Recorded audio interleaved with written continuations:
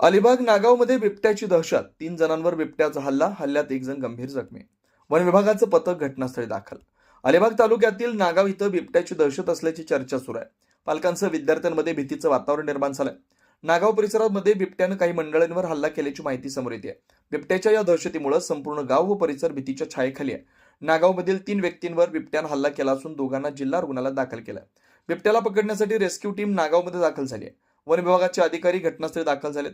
One विभागाचे अधिकारी घटनास्थळी दाखल झाले असून वाईल्ड लाईफ रेस्क्यू टीम अलिबागमध्ये दाखल झाली आहे. नागावमध्ये मोकाटपणे फिरणाऱ्या बिबट्याचा शोध घेण्यासाठी टीम कामाला लागली आहे. प्रतिनिधी आरती म्हात्रेसह तेज मराठी न्यूज, अलिबाग, रायगड. मी हर्षदा निखिल मयेकर, सरपंच नागाव. इकडे नागावमध्ये बिबट्या दिसलेला आहे. त्याने दोघांवर हमला पण केलेला आहे. 1 जण जखमी झालेला आहे त्याच्यामध्ये. तर सगळ्यांना मी आवाहन करते, नागावमधल्या रहिवाशांना तसेच नागावमध्ये येणाऱ्या पर्यटकांना सुद्धा, की आजच्या दिवस तुम्ही इंडोर राहा.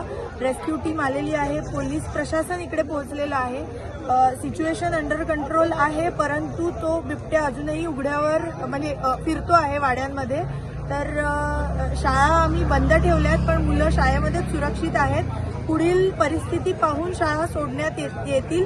घरात राहून पेरेंट्सनी पॅनिक होऊ नये. तर आणि सगळ्यांनी घरात राहून थोडं प्रशासनाला करत असलेल्या कारवाईला थोडं सहकार्य करण्याची मी सगळ्यांना विनंती करीत आहे.